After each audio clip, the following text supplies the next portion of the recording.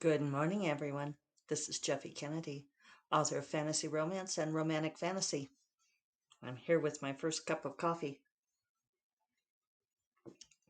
Oh, okay, that's really good this morning. Some mornings you just need it. And this is a random morning. I don't know why. It is Tuesday, May 18th. But I did already do the dishes this morning. Well, by doing the dishes, I mean I loaded the dishwasher because I think I told you all that I capitulated finally, and I have someone coming to clean my house for me, which is huge. Um, I haven't had anyone clean my house for me in a dozen years, and it is, oh my God, I tell you what, she does such a good job. It is miraculously better than the job I was doing, um, and in amazingly short amounts of time. But one thing, and I used to make fun of my mother, so here I am, Mom, duly unmaking fun of you. I do feel it's not that I feel like I need to pick up. My mom always says she has to pick up, but things like having a sink full of dishes, I feel like I can't just have that laying out and in her way.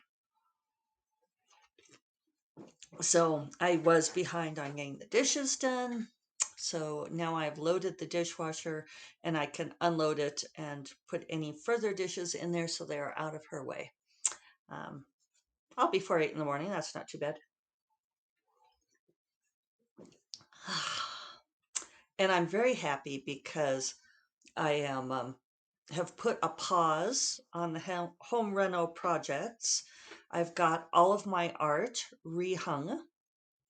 Um, I've got art up in my office and all over the house.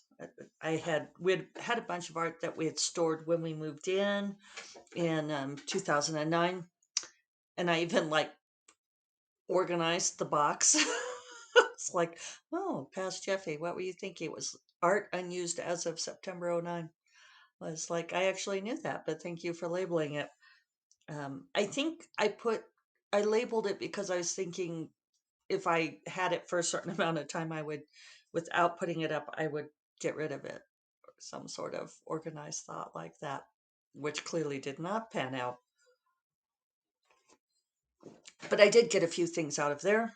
I put some other things away, sort of mix things up, move stuff around. So I'm very happy with the refresh. And for the first time Dave and I were trying to figure out, because we started this after we came back from Tucson. So it's a little bit more than a month. I do have my calendar hanging up again. Yeah, a little bit more than a month, almost 6 weeks that we've had things kind of topsy turvy and moved around. And it's really nice to untopsy turvy them.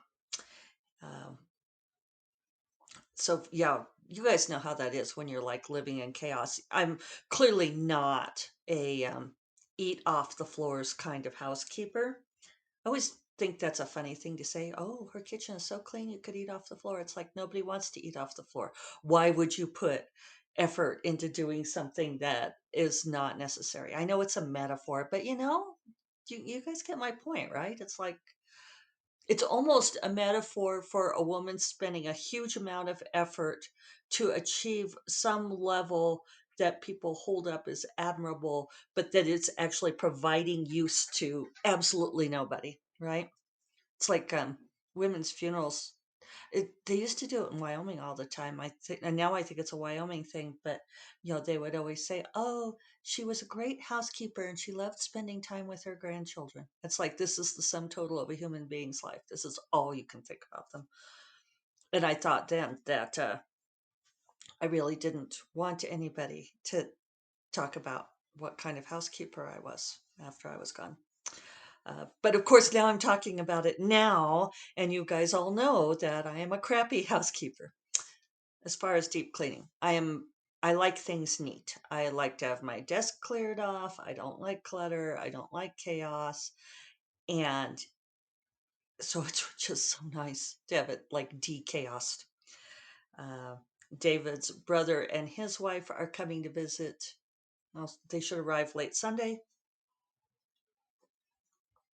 which means we'll probably have a pause on the podcast next week as we entertain them. Sorry, Mom. I'll see what I can do. We're going to take them down to Inn of the Mountain Gods, so I might be able to spend some time there doing that. I cleaning off this little frame. One thing I've been doing, finishing up, is little repairs. You know how those stack up too, right? It's like all those things that need super glue. They set in a little pile. Maybe you guys are different. Maybe you're more organized and you just do it immediately. I'm a make a pile of all the things that need super glue kind of gal. So here's this little picture frame. Isn't that cute? That's me and David when we very, very first started dating. Look at this little babies.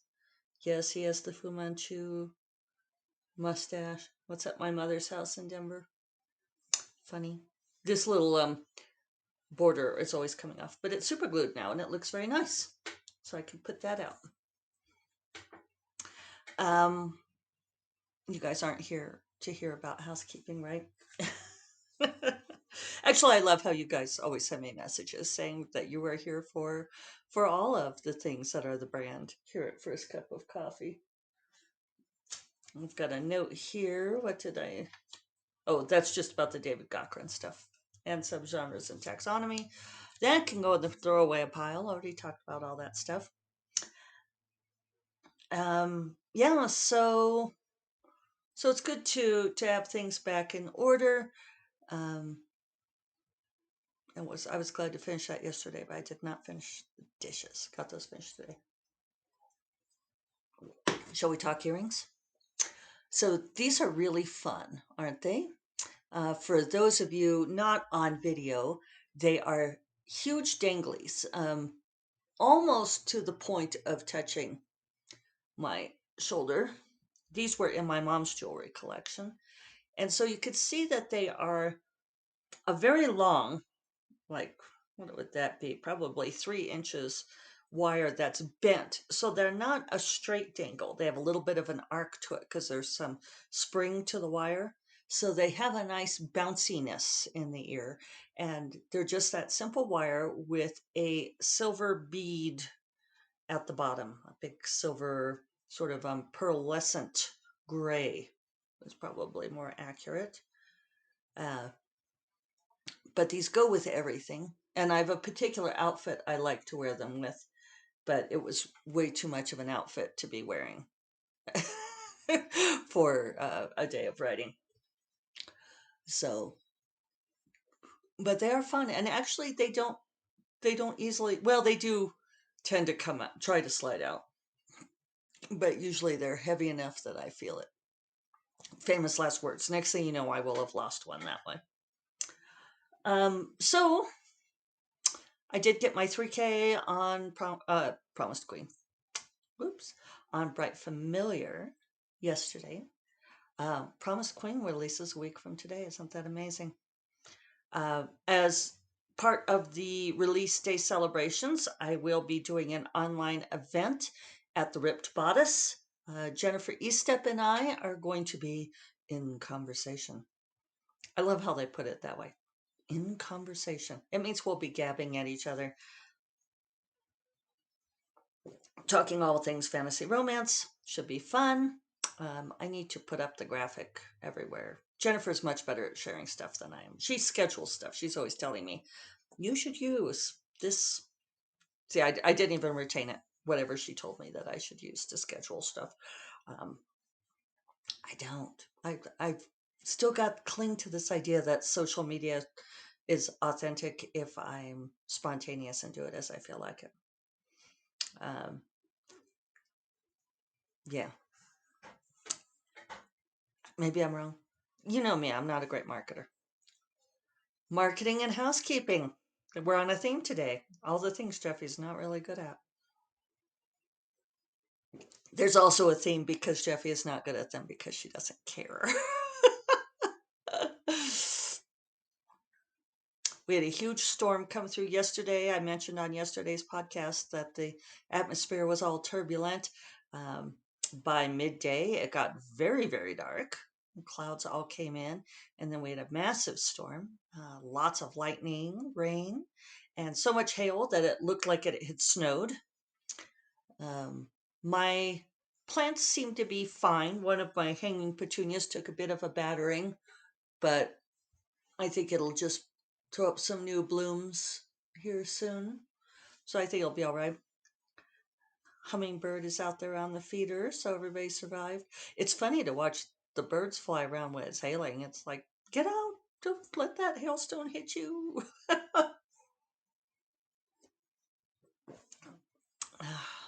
So let's see. Do I have anything like writing and publishing to discuss, which is ostensibly what I'm here to talk about? It seemed like I did have things to say.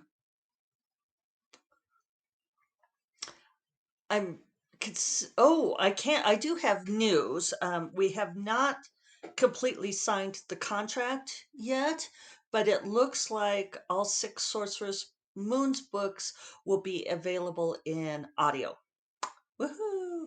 So we agreed yesterday. We did the virtual handshake, which actually there's not even a virtual handshake. It's me on the email saying, okay, let's accept that offer. And Sarah saying, okay, I'll let them know. And, of course, she doesn't like to commit until she's really gone through the contract because sometimes you can um, you see things or you even agree to things. That's the thing about the handshake deal, right? There's a lot of people feel like, oh, the handshake thing, the gentleman's agreement, that is somehow more honorable, the old-fashioned way.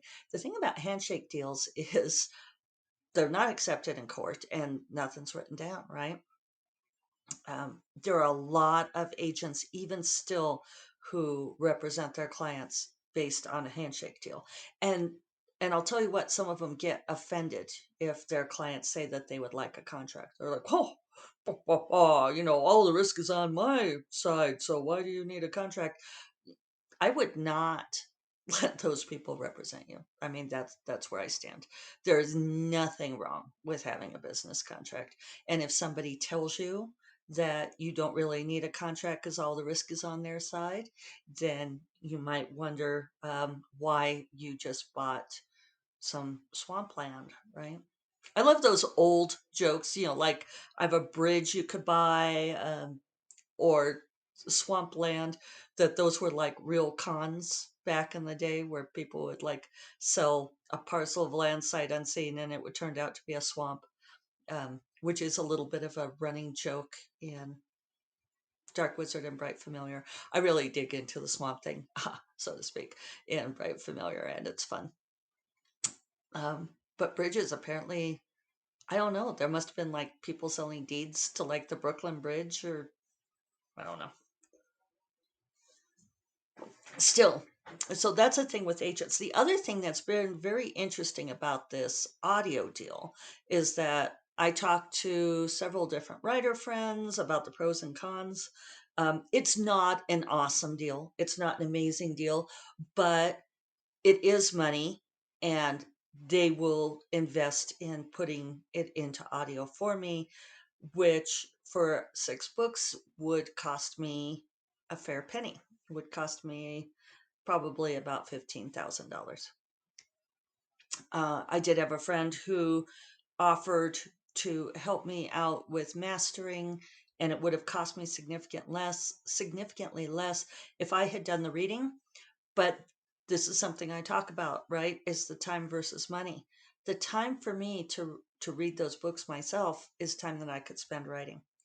And so I really did, weigh the pros and cons here, cost benefit, especially for an older series, a series that has been out for quite a while, uh, is complete, No one has been beating down the door to buy audio rights till now. And, so really my choice at this point was to pay about $15,000 for someone else to record it. Uh, what did we figure out? It would probably cost me like $5,000 to do it if I recorded it myself. Maybe even not that much, maybe more like 3,000 we figured out, like 500 per book, which, you know, and then I would make a lot more money back on it. But it would have been a huge chunk of my time. It would have been a lot of my time. And I sat down and figured out, like, if I spent those same hours on writing or, um, it's an energy thing too. If I'm not feeling the energy to stick with my writing schedule, there's a cost to that. But what was interesting, from talking to different people about the pros and cons and talking with Agent Sarah about it, uh, you know, I I and my writer friends identified pretty much all of the problems. Uh, Sarah, was absolutely on board and, articulated them very well and argued them for me and so forth. But there really wasn't, my point is that there was no magic agent insight where she saw something that I was like, whoa, that never occurred to me. Uh, all the things that I thought were problematic, she thought were problematic too.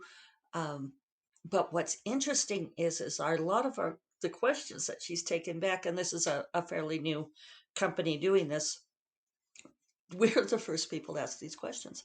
And I know they're buying a lot of books from self-publishing authors that they put out a specific call saying, we want, if you have not put your self-published books in audio, we want yours.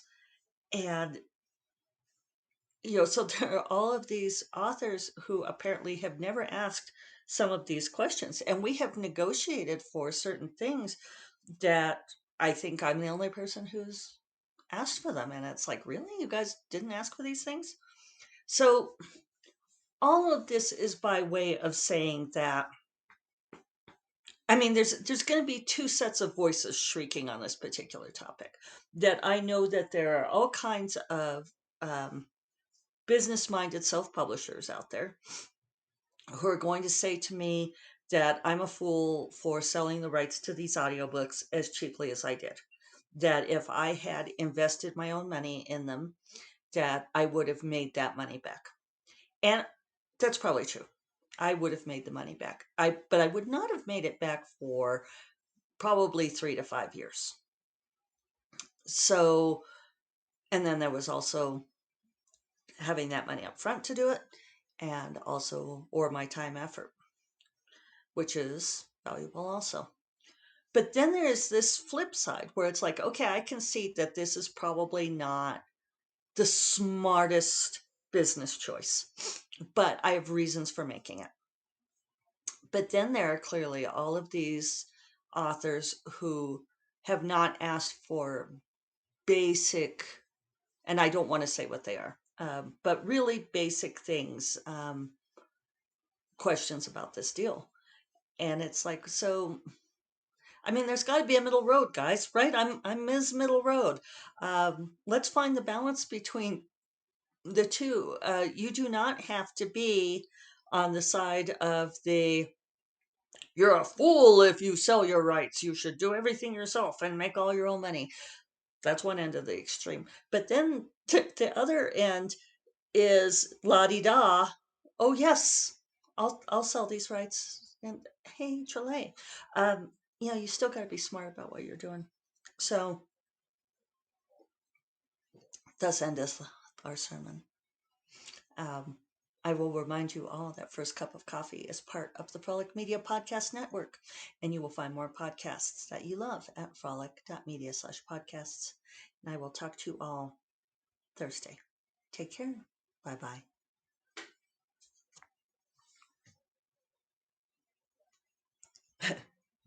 No, really, bye bye.